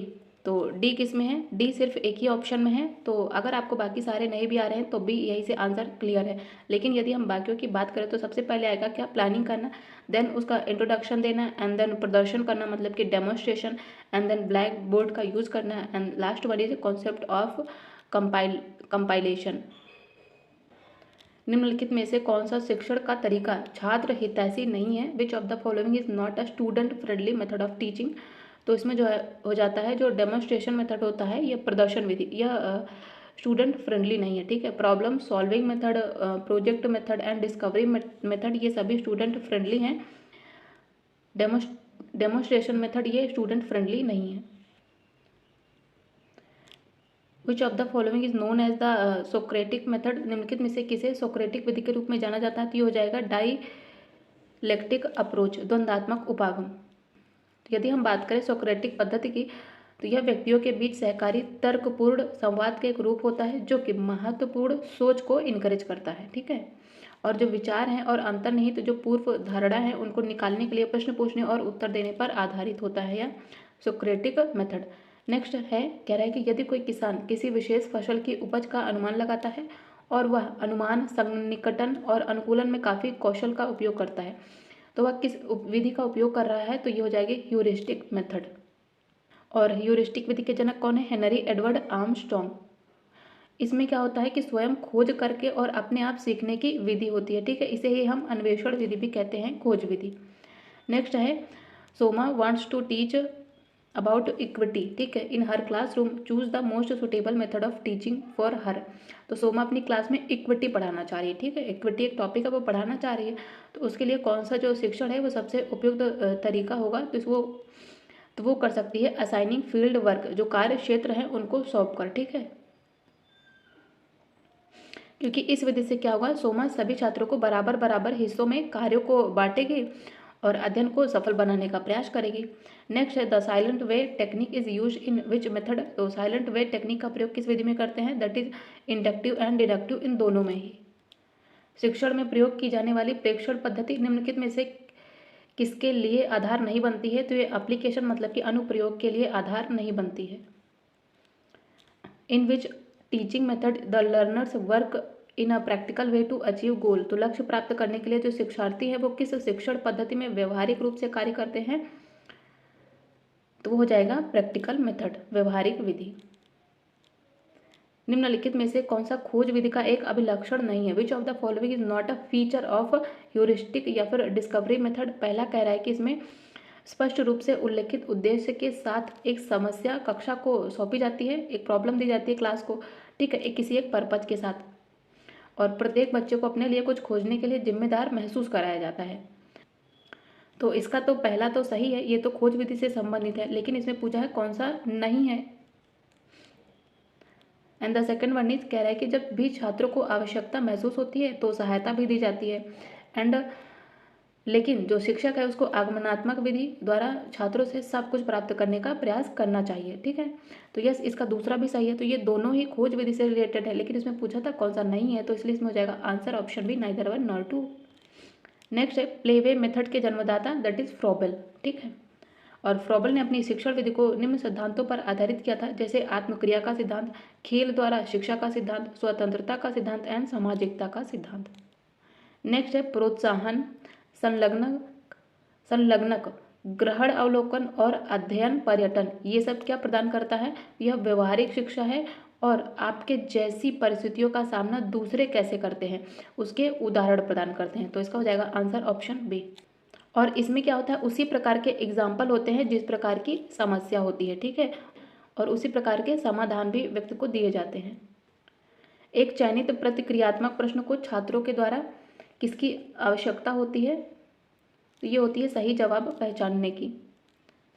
और चयनित प्रकार के जो प्रश्न हैं इनको मुख्यतः 3 भागों में डिवाइड किया गया। तो इसमें हो जाएगा पहला वैयक्तिक उत्तर वाले प्रश्न, next one is match the column, मतलब कि मिलान करने वाले प्रश्न। And third one is objective types of questions. Next है छात्रों के अर्जित ज्ञान, मतलब कि एक्वायर्ड नॉलेज की जांच करने के लिए प्रयोग में ली जाने वाली प्रविधि, दैट इज परीक्षण विधि। नेक्स्ट है सहकर्मी अध्यापन टेक्निक में क्या शामिल है। तो इसमें नेटवर्क भी है, अध्ययन चक्र भी है एंड परावर्तन सत्र भी है। इसमें अध्ययन पाठ्यक्रम नहीं है, तो इसका हो जाएगा आंसर ऑप्शन ए। नेक्स्ट है समूह शिक्षण में विद्यार्थियों की निम्नलिखित में से कौन सी आकांक्षा होती है। तो वह पृथक विद्यार्थियों को समूह से आकर्षित करना होता है, ठीक है। नेक्स्ट है सहयोगी अधिगम, मतलब कि कोऑपरेटिव लर्निंग की प्रक्रिया को बढ़ावा देने के लिए शिक्षक को क्या करना चाहिए, सामूहिक परियोजना कार्य देना चाहिए, ठीक है। नेक्स्ट है टीम टीचिंग, मतलब कि दल शिक्षण का सर्वप्रथम प्रयोग किया गया था कहाँ पे। तो ये किया गया था अमेरिका में, कब, 1995 में। शिक्षकों के एक समूह के द्वारा किया जाने वाला शिक्षण क्या कहलाता है, दैट इज दल शिक्षण कहलाता है। नेक्स्ट है शिक्षण की जो नवाचार विधि है, इनोवेटिव मेथड है, जिसमें छात्र अपनी स्वयं की सीखने की गति से सीखता है, ये कहलाएगी अभिक्रमित अनुदेशन। नेक्स्ट है बच्चों को कैसे बेहतर सिखाया जा सकता है। तो वो खेल पद्धति के द्वारा सिखाया जा सकता है। किसी पठन सामग्री को एक दौर में पढ़ना पढ़ाई के रूप में जाना जाता है। कौन सी पढ़ाई, तो हो जाएगी सामूहिक पढ़ाई के रूप में जाना जाता है। कोऑपरेटिव, मतलब कि सहकारी पढ़ाई में बड़े और अधिक प्रवीण विद्यार्थी छोटे और कम कुशल विद्यार्थियों को मदद करते हैं। तो यह इसे आगे लाता है या किसे आगे लाता है, तो यह हाई, मतलब कि उच्च सफलता तथा स्वाभिमान को। विद्यार्थियों को स्कूल में खेल क्यों खेलना चाहिए। तो वह सहकारिता का विकास करता है जो खेल होता है, और दैहिक संतुलन भी रखता है। नेक्स्ट है इंक्लूसिव एजुकेशन, सम्मिलित शिक्षण का संबंध कौन सी स्कूल शिक्षण पद्धति से है। तो इंक्लूसिव एजुकेशन में क्या है, इसमें शारीरिक, बौद्धिक, सामाजिक, भाषिक या फिर दूसरे जो असमर्थ परिस्थिति वाले बच्चे होते हैं उनको भी इसमें शामिल किया जाता है। तो इसलिए इसका हो जाएगा आंसर ऑप्शन सी। समूह में और सहभागिता द्वारा सीखने के अभ्यास को क्या करना चाहिए, तो इन्हें प्रोत्साहित करना चाहिए, मतलब कि इनकरेज किया जाना चाहिए। नेक्स्ट है सहकारी शिक्षा का आधारभूत गुण क्या है। तो हो जाएगा सकारात्मक अंतर्निर्भरता। और ब्राउन तथा पार्कर ने सहकारी अधिगम के 5 मूलभूत तथा आवश्यक तत्व बताए हैं, दैट इज सकारात्मक अंतर्निर्भरता, आमने सामने बातचीत को बढ़ावा देना, व्यक्तिगत जिम्मेदारी, सामाजिक कौशल तथा सामूहिक प्रसंस्करण। यदि 2 या 2 से अधिक शिक्षण विधियों को मिलाकर शिक्षण किया जाए तो उसे कहेंगे मिश्रित विधि। बहुग्रेड और बहुस्तरीय शिक्षण रणनीतियों का क्या अर्थ है। तो इसका अर्थ है कि ये ऐसी रणनीतियां हैं जहां एक शिक्षक विभिन्न क्षमताओं के भिन्न स्तरों और भिन्न आयु समूह के विभिन्न स्तरों के शिक्षार्थियों के साथ व्यवहार करता है। नेक्स्ट है सहकर्मी समूह किशोरों में सामाजिक कौशल को कैसे बढ़ावा दे सकते हैं। तो वह दोस्तों के माध्यम से किशोर रचनात्मक पारस्परिक कौशल विकसित कर सकते हैं। नेक्स्ट है कार्य अनुभव में भ्रमण करके निम्नलिखित में से कौन सी क्षमताओं का विकास किया गया है। तो प्रेक्षण करने की क्षमता का विकास किया गया है। नेक्स्ट है सहकारी अधिगम विधि का उपयोग करके कक्षा में अध्यापक द्वारा कौन से सकारात्मक परिणाम प्राप्त किए जा सकते हैं। तो वो एजुकेशनल बेनिफिट, मतलब कि शैक्षणिक लाभ प्राप्त किया जा सकता है, शैक्षणिक लाभ प्राप्त किया जा सकता है, सोशल डेवलपमेंट किया जा सकता है, और बेटर इंटरपर्सनल रिलेशनशिप बिल्ड किया जा सकता है। तो इसके तीनों स्टेटमेंट बिल्कुल करेक्ट हैं। नेक्स्ट है समूह अधिगम उपागम में क्लास में अध्यापक के द्वारा कौन से कार्य किए जाते हैं। तो इसमें टीचर को समूह का निर्माण करना होता है, संप्रेषण में बाधा नहीं उत्पन्न करना होता है। तो दूसरा गलत हो जाएगा। थर्ड कह रहा है कि समूह में अधिगम परिणामों को समेकित करना पड़ता है। तो यह इसका सही है, फर्स्ट एंड थर्ड, सेकंड गलत है। नेक्स्ट है कहानी आधारित काम के साथ निम्नलिखित में से किसका उपयोग किया जा सकता है। तो हम प्रयोग कर सकते हैं एनिमेटेड स्टोरीज का तथा डॉक्यूमेंट्रीज का। तो इसका दोनों ही स्टेटमेंट बिल्कुल करेक्ट है। नेक्स्ट है what is your role as a teacher in cooperative learning model. तो सहकारी अधिगम मॉडल में एक शिक्षक के रूप में आपकी भूमिका क्या होती है। तो अपना काम करने के लिए सीखने वाली जो टीम है उनकी सहायता करना होता है, शिक्षण सामग्री के ज्ञान को सूचीबद्ध करना होता है, एंड लास्ट वन इज पाठ के लिए जो उद्देश्य है उन पर जाने और सीखने के सेट को स्थापित करना होता है। तो इसके तीनों ही स्टेटमेंट बिल्कुल करेक्ट है। नेक्स्ट है समूह गतिविधि की योजना और प्रबंधन करते समय एक शिक्षक के द्वारा ग्रुप लर्निंग से जुड़ी निम्न कठिनाइयों में से किन बातों का ध्यान रखना चाहिए एक टीचर को। तो इसमें प्रतिभागियों के बीच पर्याप्त समन्वय की अनुपस्थिति या फिर कमी का ध्यान रखना चाहिए। समूह में चर्चा की जा रही समस्या पर ध्रुवीकरण करने के लिए व्यक्तिगत शिक्षार्थियों पर दबाव का ध्यान रखना चाहिए, साथ ही अस्पष्ट निर्णय लेने की प्रक्रिया का ध्यान रखना चाहिए। तो इसके तीनों ही स्टेटमेंट बिल्कुल करेक्ट हैं। नेक्स्ट है किसको कक्षा में, किसको क्लास में सामाजिक वातावरण बनाने के लिए उपयुक्त माना जाता है, जहां बच्चों को एक दूसरे के साथ बातचीत करने के लिए पर्याप्त गुंजाइश होने की सुविधा होती है। तो ये हो जाएगा छोटा समूह सीखने की रणनीति। ठीक है, समूह जब हम बना रहे हो, ग्रुपिंग कर रहे हो, तो ये ध्यान में रखना चाहिए कि ग्रुप छोटा होना चाहिए। नेक्स्ट है समूह चर्चा के लिए एक शिक्षक को विद्यार्थियों को प्रशिक्षण और सहायता प्रदान करने की आवश्यकता होती है और इस उपलब्धि को हासिल करने के लिए कौन सी टेक्निक अपनानी चाहिए। पहला तो है कि उसे सभी विद्यार्थियों की सक्रिय भागीदारी को बढ़ावा देना चाहिए और बढ़ावा देने वाली जो सहयोगात्मक गतिविधियां हैं वो प्रदान करनी चाहिए। तो पहला सही है। दूसरा कह रहा है कि उसे जिस तरह से वह चाहती है कि विद्यार्थियों को एक दूसरे के साथ बातचीत करने के लिए मॉडल बनाना होगा। तो इसके दोनों ही स्टेटमेंट बिल्कुल करेक्ट है। नेक्स्ट है how can one assess his skills as a storyteller. तो एक कहानीकार के रूप में कोई अपने कौशल का आकलन कैसे कर सकता है। पहला तो ये है कि कहानी को कई बार पढ़ते हुए पूर्वाभ्यास करके, बिल्कुल सही है। और दूसरा कह रहा है कि यदि संभव हो तो इसे पढ़ने के तरीके के उदाहरण के लिए कहानी की रिकॉर्डिंग सुनना चाहिए। तो यस, इसके दोनों ही स्टेटमेंट बिल्कुल करेक्ट है। नेक्स्ट है निम्नलिखित में से क्या संवादात्मक भूमिका का एक हिस्सा होता है। Which of the following is a part of interactive role. इसमें क्या होता है, अधिक समझ और आत्म जागरूकता विकसित करने के लिए सक्रिय प्रतिबिंब को प्रोत्साहित करना होता है। तो इसका हो जाएगा ऑप्शन ए।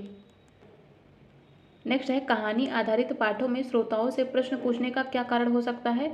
तो इसमें पहला कह रहा है कि विद्यार्थियों का ध्यान आकर्षित करने के लिए हम श्रोताओं से प्रश्न पूछते हैं क्या। यस, पहला सही है। दूसरा कह रहा है कि यदि उन्हें विषय के बारे में कोई जानकारी नहीं है तो उन्हें बुरा महसूस कराने के लिए, ये तो बिल्कुल गलत है क्योंकि पूरी तरह से निगेटिव है। तो इसका हो जाएगा आंसर ओनली 1।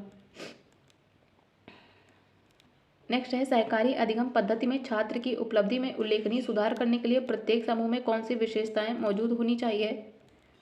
पहला तो है कि सफलता प्रत्येक व्यक्ति के सीखने पर निर्भर नहीं है। नहीं, इसका पहला गलत है। दूसरा कह रहा है कि छात्र एक समूह लक्ष्य या मान्यता की ओर देख रहे हैं। तो यस, इसका दूसरा करेक्ट है, पहला गलत है। नेक्स्ट है बताना है what are the benefits of collaborative learning. तो जो सहयोगात्मक अधिगम होता है उसके लाभ क्या होते हैं। तो इसमें जो छात्र होते हैं वो विभिन्न प्रकार के लोगों के साथ काम करना सीखते हैं। यस, पहला सही है। Student learn to work with diverse types of people. And second कह रहा है कि छात्र अपने साथियों और अन्य शिक्षार्थियों से जुड़ते हैं क्योंकि वे समूह उद्यमों में से एक साथ काम करते हैं। तो यस, इसका दूसरा भी करेक्ट है। थर्ड कह रहा है कि छात्र अपनी सामग्री का अधिक स्वामित्व लेते हैं और एक टीम के रूप में काम करने पर संबंधित मुद्दों के बारे में गंभीर रूप से सोचते हैं। तो इसके तीनों ही स्टेटमेंट बिल्कुल करेक्ट हैं। नेक्स्ट है which of the following guidelines must a teacher follow for using the cooperative learning method in the classroom. तो क्लास में जो सहकारी शिक्षण पद्धति है इसका उपयोग करने के लिए शिक्षक को निम्नलिखित दिशा निर्देशों में से कौन सा पालन करना चाहिए। पहला कह रहा है कि छात्रों की शैक्षणिक उपलब्धि, लिंग और दौड़ को ध्यान में रखते हुए समूह की रचना को विषम बनाना चाहिए क्या। पहला सही है। दूसरा कह रहा है कि ग्रेड व्यक्तिगत छात्रों का योगदान, ग्रेड इंडिविजुअल स्टूडेंट्स कंट्रीब्यूशन। तो यस, इसका दूसरा भी करेक्ट है। थर्ड कह रहा है कि सहयोगात्मक सामाजिक कौशल को नियमित रूप से पढ़ाया जाना चाहिए और मॉडलिंग तथा सुदृढ़ किया जाना चाहिए। तो यस, इसके तीनों ही स्टेटमेंट बिल्कुल करेक्ट है। नेक्स्ट है योजना और कार्य के अलावा कहानी आधारित कार्य प्रणाली में तीसरा स्तर कौन सा होता है। तो ये होता है समीक्षा करना। ठीक है। नेक्स्ट है एक क्लास में पौधे के विभिन्न हिस्सों को पढ़ाने के लिए एक शिक्षिका प्रत्येक छात्र को घर से क्लास में पौधे का एक नमूना लाने का निर्देश देती है और फिर बाद में उसने छात्रों को 5 छात्रों के छोटे ग्रुप में डिवाइड किया और उन्हें पौधों के आंकड़े खींचने और उन्हें लेबल करने के लिए कहा। तो ऐसा करने से वह निम्नलिखित में से किस लाभ की उम्मीद कर रही है। पहला ये कि जिम्मेदारी निभाने, साझा करने और स्वीकार करने जैसे सामाजिक गुणों का विकास करना, बिल्कुल करेक्ट है पहला। दूसरा कह रहा है कि कार्य के सफल समापन के लिए संयुक्त संसाधनों का तालमेल। तो यस, इसके दोनों ही स्टेटमेंट बिल्कुल करेक्ट है। नेक्स्ट है निम्नलिखित में से किस क्षेत्र में सीखने के लिए सहकारी दृष्टिकोण का सकारात्मक प्रभाव पड़ता है। पहला कह रहा है कि शैक्षणिक उपलब्धि मतलब कि एकेडमिक अचीवमेंट, बिल्कुल करेक्ट है। सहयोगात्मक व्यवहार एंड क्रॉस सांस्कृतिक समझ। एंड लास्ट वन इज विकलांग छात्रों के प्रति संबंध तथा दृष्टिकोण। तो इन सभी का कोऑपरेटिव लर्निंग में पॉजिटिव इफेक्ट पड़ता है। जिसके हो जाएंगे all of the above. Next है कहानी आधारित पाठों में श्रोताओं से प्रश्न पूछने का क्या कारण है। पहला तो ये कि विद्यार्थियों की समझ और सीखने की जांच करना, बिल्कुल सही है पहला। दूसरा कह रहा है कि किसी कहानी या चरित्र के बारे में सोचने और अपनी प्रतिक्रिया व्यक्त करने के लिए विद्यार्थियों को इनकरेज करना। तो यस, इसके दोनों ही स्टेटमेंट बिल्कुल करेक्ट है। निम्नलिखित में से कौन सी टीचिंग लर्निंग प्रोसेस में ग्रुप लर्निंग अप्रोच की एक विशेषता है? पहला कह रहा है कि इसमें समूहों में विचार मंथन के माध्यम से विचारों की विविधता उत्पन्न की जाती है, बिल्कुल सही है पहला। दूसरा कह रहा है कि ज्ञान और अनुभव साझा करने के माध्यम से कौशल की विस्तृत श्रृंखला हासिल की जा सकती है, तो दूसरा भी करेक्ट है। एंड थर्ड कह रहा है कि सहभागिता से छात्रों की गतिविधि के प्रति प्रतिबद्धता बढ़ती है, तो यस, इसके तीनों ही स्टेटमेंट बिल्कुल करेक्ट है। नेक्स्ट है, क्या तब होता है जब छात्र एक छोटे समूह में एक संरचित परियोजना पर एक ही स्थान पर एक साथ काम करते हैं, तो वो हो जाएगी कोऑपरेटिव लर्निंग, सहकारी अधिगम। नेक्स्ट है, किस कहानी की तकनीकी को अनदेखा किया जा सकता है? तो इसमें हर समय ध्वनि प्रभाव बनाना, मतलब कि making sound effect all the time, तो इसको हम अनदेखा कर सकते हैं, तो इसलिए इसका हो जाएगा आंसर ऑप्शन सी। नेक्स्ट है, सीखने और सामान्य शिक्षा के लिए पूरे विद्यालय के दृष्टिकोण में कहानियाँ कितने तरीकों से जुड़ सकती हैं? तो हो जाएंगे 4 तरीकों से। कौन कौन से? पहला तो है सामाजिक भावनात्मक विकास, दूसरा है सांस्कृतिक व ऐतिहासिक शिक्षा, एंड तीसरा भाषा तथा साक्षरता विकास, एंड फोर्थ वन इज सृजनात्मक तथा नैतिक शिक्षा। नेक्स्ट है, what is included in metacognitive strategies? तो मेटाकॉग्निटिव रणनीतियों में क्या शामिल है? तो इसमें शामिल है कंपेयर करना एंड सेल्फ क्वेश्चनिंग, तुलना तथा स्व प्रश्न करना, तो इसके हो जाएंगे बोथ आर करेक्ट। नेक्स्ट है, किस मामले में प्रत्येक छात्र को कहानी पुस्तक की एक प्रति चाहिए होती है? पहला कह रहा है कि शिक्षक के एक कहानी पर काम पूरा करने से पहले ही नहीं, शिक्षक के एक कहानी पर काम पूरा करने के बाद। नेक्स्ट है, कहानी आधारित पाठों में श्रोताओं से प्रश्न पूछने का क्या कारण हो सकता है? तो पहला तो यह है कि किसी कहानी या फिर विषय में विद्यार्थियों को सक्रिय रूप से शामिल करना और शिष्य को अपने अनुभवों से जोड़ना, तो पहला सही है। दूसरा कह रहा है कि भाषा या जानकारी को जानने के लिए हम श्रोताओं से प्रश्न पूछते हैं, तो यस, इसके दोनों ही स्टेटमेंट बिल्कुल करेक्ट है।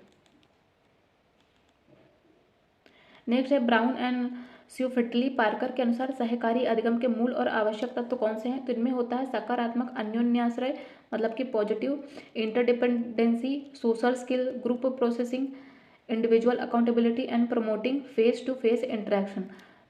सकारात्मक अन्योन्याश्रय सामाजिक कौशल शामिल होता है, सामूहिक प्रसंस्करण होता है, व्यक्तिगत जवाबदेही होती है तथा आमने सामने बातचीत को बढ़ावा देना शामिल होता है।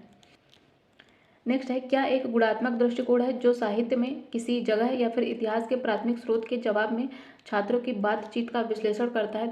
तो ये हो जाएगी कोलैबोरेटिव लर्निंग, मतलब कि सहयोगात्मक शिक्षा।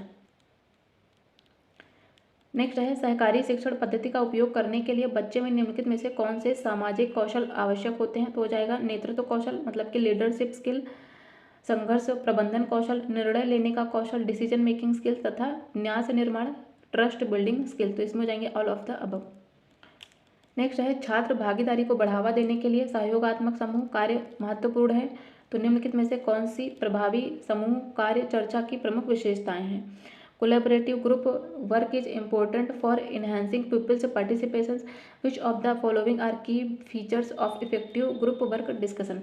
तो इसमें होना चाहिए पीपल्स आस्किंग क्वेश्चन, मतलब कि प्रश्न पूछने वाले छात्र, साथ ही छात्र सक्रिय रूप से और लगातार साथियों से मदद मांग रहे हैं, तो यस, इसके दोनों ही स्टेटमेंट करेक्ट है related to effective grouping work. Next है, कहानी आधारित पाठों में श्रोताओं से प्रश्न पूछने का क्या कारण हो सकता है? पहला तो यह कि जिज्ञासा जगाना और प्रेरित करना, दूसरा यह कि यह पता लगाने के लिए कि विद्यार्थियों को किसी विषय के बारे में पहले से क्या पता है या नहीं, तो यस, इसके दोनों ही स्टेटमेंट बिल्कुल करेक्ट है।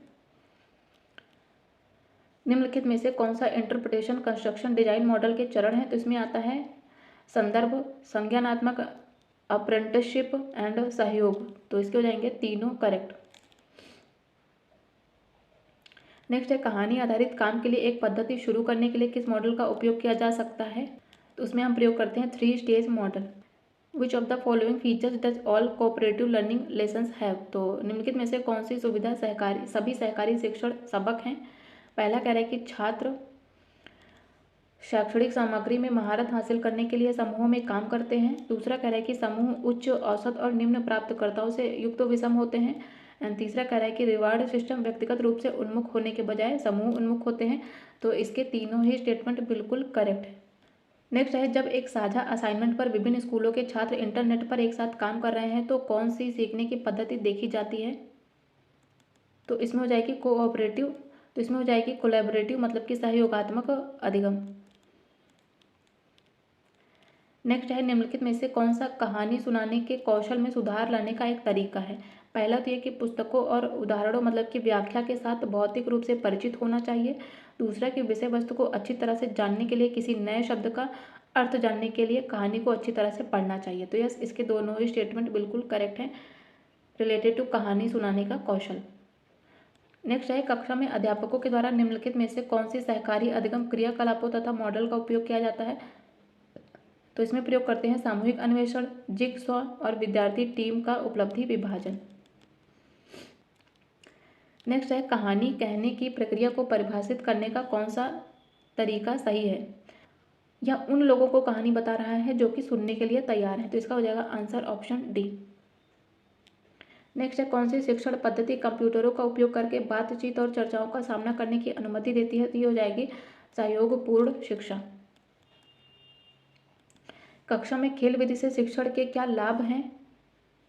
पहला तो कि सीखना स्वाभाविक, मनोरंजक और स्फूर्तिदायक अनुभव बन जाता है, बिल्कुल सही है। Learning becomes natural, joyful and energising experience. And second one is यह बच्चों को उनकी शारीरिक, भावनात्मक और संज्ञानात्मक जरूरतों को पूरा करने की गुंजाइश प्रदान करता है। तो यस, इसके दोनों ही स्टेटमेंट बिल्कुल करेक्ट है। एंड थर्ड करेक्ट, यह स्वस्थ छात्र, शिक्षक और छात्र छात्र संबंधों को भी बनाने में मदद करता है। तो इसके तीनों ही स्टेटमेंट बिल्कुल करेक्ट है। नेक्स्ट है निम्नलिखित में से अधिगम की कौन सी विधि शिक्षक कक्षा की परिस्थितियों में उपयोग कर सकता है। तो वो वस्तुओं के प्रबंधन का मतलब कि अरेंजमेंट्स ऑफ गुड्स, अर्थपूर्ण स्थितियों में कार्य करना तथा विभिन्न तरीकों से निरूपण करना, इन सभी का। तो इसका हो जाएगा आंसर ऑप्शन सी।